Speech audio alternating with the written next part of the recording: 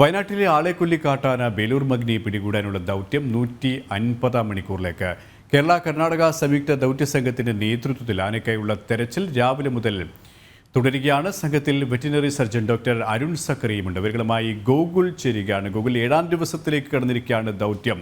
ഇന്ന് ഈ മയക്കുവെടി വെക്കാൻ കഴിയും എന്നുള്ള ഒരു പ്രതീക്ഷയിൽ തന്നെയാണ് ദൗത്യ സംഘം. ഒപ്പം അനുകൂലമായതും പ്രതികൂലമായുമായ കാലാവസ്ഥയും സാഹചര്യവും ഇരുതരത്തിലുമാണ്. ഇന്ന് അരുൺ സക്കറിയ ഈ സംഘത്തിനൊപ്പം ജോയിൻ ചെയ്തു എന്നുള്ളത് ഏറെ പ്രതീക്ഷ നൽകുന്ന ഒരു കാര്യമാണ്.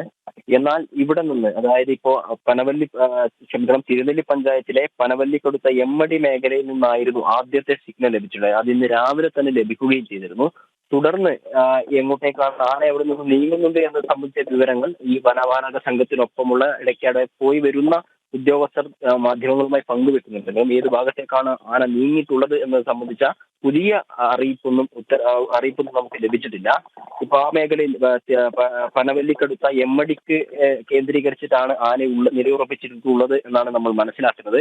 എന്നാൽ കഴിഞ്ഞ ദിവസങ്ങളിലൊക്കെ ഈ ആന ഉണ്ട് എന്ന് പറയപ്പെടുന്ന സ്ഥലങ്ങളിലേക്ക് അല്ലെങ്കിൽ അതിന് സമീപത്തേക്ക് കുങ്കി ആനകളെ കൊണ്ടുപോകുന്ന ഒരു സാഹചര്യം ഉണ്ടായിരുന്നു. എന്നാൽ ഇപ്പോൾ കുങ്കി ആനകളെ അങ്ങോട്ടേക്ക് ഈ പറയുന്ന എമ്മടി മേഖലയിലേക്ക് കൊണ്ടുപോയിട്ടില്ല. കുങ്കിയാന ഇപ്പോൾ ഉള്ളത് ഇവിടെ ബേഗൂർ ഫോറസ്റ്റ് ഡിവിഷൻ ഓഫീസിന് സമീപത്ത് 4 കുങ്കിയാനകളുമുണ്ട്. രാവിലെ അവിടെ വെച്ചിട്ടായിരുന്നു ഈ അരുൺ സഖറിയുടെ നേതൃത്വത്തിൽ ദൗത്യ സംഘവും മറ്റും ഒരു അവലോകന യോഗം ചേർന്നതിന് ശേഷമാണ് ഈ എമ്മടി മേഖലയിലേക്ക് പോയത്. തുടർന്ന് ബാക്കിയുള്ള ദിവസങ്ങളിലൊക്കെ ഏകദേശം ഉച്ചയോടടുക്കുമ്പോഴേക്ക് ഈ കുങ്കിയാനകളെ ആന ഈ ആളെക്കൊല്ലി ആന എവിടെയാണോ ഉള്ളത് ആ ഭാഗങ്ങളിലേക്ക് കൊണ്ടുപോകുന്ന ഒരു സമീപനം, അതായത് പ്രതീക്ഷ നൽകുന്ന ഒരു രീതിയിലുള്ള പ്രവർത്തനങ്ങൾ വനപാലക സംഘത്തിന്റെ നേതൃത്വത്തിൽ ഉണ്ടായിരുന്നെങ്കിലും ഇന്നിപ്പോൾ ഉച്ച 3 മണിയോട് അടുക്കാറായിട്ടും കുങ്കിയാനകളെ അങ്ങോട്ടേക്ക് അടുപ്പിക്കുന്നതായിട്ടൊന്നും കാണുന്നില്ല. മാത്രമല്ല രാവിലെ കിട്ടിയ സിഗ്നൽ തന്നെയാണ്, അത് കേന്ദ്രീകരിച്ചിട്ട് തന്നെയാണ് ഇവർ പരിശോധന നടത്തുന്നതും. അതിൽ നിന്ന് ഇപ്പോൾ നമുക്ക് മനസ്സിലാക്കാൻ വേണ്ടി സാധിക്കുന്നത് ഇന്ന് ഈ ദൗത്യം ആ രീതിയിൽ, അതായത് നമ്മൾ പ്രതീക്ഷിച്ച രീതിയിൽ മുന്നോട്ടേക്ക് പോകാനുള്ള സാധ്യത കുറവാണ് എന്നാണ്. അത്തരത്തിലൊരു സാഹചര്യം ഉണ്ടായിരുന്നെങ്കിൽ നേരത്തെ തന്നെ കുങ്കിയാനകളെ അങ്ങോട്ടേക്ക് എത്തിക്കേണ്ടതാണ്. മാത്രമല്ല ഈ എമ്മടി മേഖലയിലാണ് ഇപ്പോൾ ആനയുള്ളതെങ്കിൽ, രാവിലെ നമ്മൾ സംസാരിച്ച സമയത്ത് എമ്മടി മേഖലയിലാണ്, അവിടെ നിന്ന് ആന അങ്ങോട്ടും ഇങ്ങോട്ടും ചലിക്കുന്നു എന്ന അറിയിപ്പുകൾ നമ്മളോട് ഉദ്യോഗസ്ഥർ അനൌദ്യോഗികമായി പറയുന്നുണ്ടെങ്കിലും അത് എങ്ങോട്ടേക്കാണ് പോയിട്ടുള്ളത് അല്ലെങ്കിൽ സഞ്ചരിച്ച് ഏത് ദിശയിലേക്കാണ് എത്തിയിട്ടുള്ളത് എന്ന ഒരു വിവരം നൽകിയിട്ടില്ല.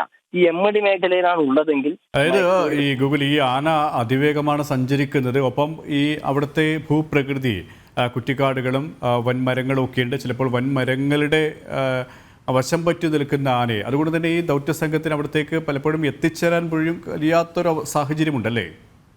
അതെ. ആന സഞ്ചരിക്കുന്നത് ഇന്നലെ ഒരു 8 കിലോമീറ്റർ സഞ്ചരിച്ചാണ് ഈ പനവല്ലി മേഖലയിലേക്ക് വന്നതെങ്കിലും ഇന്നലെ തൊട്ട് 2-3 കിലോമീറ്റർ പരിധിയിൽ ആന കറങ്ങി സഞ്ചരിക്കുകയാണ്. അതായത് ഇരുമ്പുപാലം, കാളിക്കൊല്ലി, ഈ എമ്മടി എന്ന് പറയുന്ന മേഖലകൾ, ഈ മേഖലകളിൽ കൂടിയായിരുന്നു ഇന്നലെ ആന സഞ്ചരിച്ചുകൊണ്ടിരുന്നത്. ഈ മേഖലകളൊക്കെ ഒരു 2-3 കിലോമീറ്റർ പരിധിയിലുള്ള സ്ഥലങ്ങളാണ്. പക്ഷെ ഇവിടുത്തെ ഒരു പ്രത്യേകത എന്താണെന്ന് വെച്ച് കഴിഞ്ഞാൽ ചെരിഞ്ഞ പ്രദേശങ്ങളാണ്. ഈ പറഞ്ഞ ചെറിയ കുന്നുകളാണ്. നമുക്ക് കൃത്യമായി ഈ ഉദ്യോഗസ്ഥർക്ക് ടാർഗറ്റ് ചെയ്യാൻ സാധിക്കാത്തൊരു സാഹചര്യമുണ്ട്. അതിനോടൊപ്പം തന്നെ അടിക്കാടുകളാണ്. ഈ ഏക്കർ കണക്കിന് സ്ഥലത്ത് ചെറിയ ഒരാൾ പൊക്കത്തിലും ആനയുടെ പൊക്കത്തിലൊക്കെ ഉയരത്തിലൊക്കെയുള്ള, അതായത് ഒരു 10 മീറ്റർ അപ്പുറത്ത് ആനയുണ്ടെങ്കിൽ നേരിട്ട് കാണാൻ പറ്റാത്ത രീതിയിലുള്ള അടിക്കാടുകളാണ് ഇവിടെയുള്ളത്. മുകളിൽ നിന്ന് ഡ്രോൺ ഉപയോഗിച്ചുള്ള നിരീക്ഷണം നടത്തുന്ന സമയത്തായാലും വലിയ മരങ്ങളും മറ്റും ഉള്ളത് കൊണ്ട് തടസ്സം സൃഷ്ടിക്കുന്നുണ്ട്. ഇതിനെ ഒരു തുറസായ സ്ഥലത്തേക്ക് എത്തിക്കാൻ സാധിക്കാത്തതാണ് 7 ദിവസമായിട്ട് ദൗത്യസംഘം നേരിടുന്ന ഒരു വെല്ലുവിളി. ആന പോകുന്ന വഴിയെ ദൗത്യസംഘത്തിന് പോകേണ്ടി വരുന്നു എന്നുള്ളതാണ് ഒരു പ്രധാനപ്പെട്ട പ്രശ്നം. അതായത് ആനയെ ഒരു തുറസായ സ്ഥലത്തേക്ക് എത്തിക്കാൻ ദൗത്യസംഘത്തിന് സാധിക്കുന്നില്ല. ആന പോകുന്ന വഴിയെ പോകേണ്ടി വരുന്നു. ഇതിന്റെ കൂടെ തന്നെ മറ്റൊരു മോഴയാന കൂടി ചേർന്നിട്ടുള്ള ദൗത്യസംഘത്തിന് മറ്റൊരു വെല്ലുവിളി സൃഷ്ടിക്കുന്നു. 3 ദിവസമായി ഈ മോഴയാന ഈ ആളെക്കൊല്ലി ആനയുടെ കൂടെയുണ്ട്. ഈ ബേലൂർ മഗ്നിയെ പിടികൂടാൻ വേണ്ടി പോകുന്ന ദൗത്യസംഘത്തിന് നേരെ പാഞ്ഞെടുക്കുന്ന മറ്റൊരു മോഴയാന കൂടി പ്രതിസന്ധി സൃഷ്ടിക്കുന്നുണ്ട്.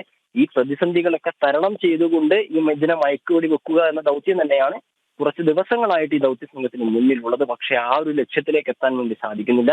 ഈ പുതിയ സംവിധാനങ്ങളൊക്കെ വനം വകുപ്പ് എത്തിക്കുന്നുണ്ട്. ഈ അരുൺ സക്കറിയൊക്കെ കൊണ്ടുവന്നത് അദ്ദേഹം ഒരുപാട് അനുഭവ പരിചയമുള്ള ആളാണ്. അദ്ദേഹത്തേക്ക് എത്തിച്ചത് ഈ കൂടെയുള്ള മറ്റ് ദൗത്യ സംഘങ്ങൾക്ക് ആത്മവിശ്വാസം നൽകുന്ന ഒരു ഘടകമാണെങ്കിലും ആർക്കായാലും വെടിവെക്കണമെങ്കിൽ ഈ പറഞ്ഞതുപോലെ ഈ പ്രതികൂലമായ സാഹചര്യം അനുകൂലമായി മാറേണ്ടിയിരിക്കുന്നു. ആ സ്ഥലത്തേക്ക് എത്തേണ്ടിയിരിക്കുന്നു. അത് കഴിഞ്ഞാൽ മാത്രമേ ഇത്തരത്തിലുള്ള മയക്കുവെടി വെക്കുന്നതിലേക്ക് എത്താൻ വേണ്ടി സാധിക്കുകയുള്ളൂ. ഈ ഘടകം അനുകൂലമായി മാറുക എന്നുള്ളതാണ് പ്രധാനപ്പെട്ട വെല്ലുവിളി.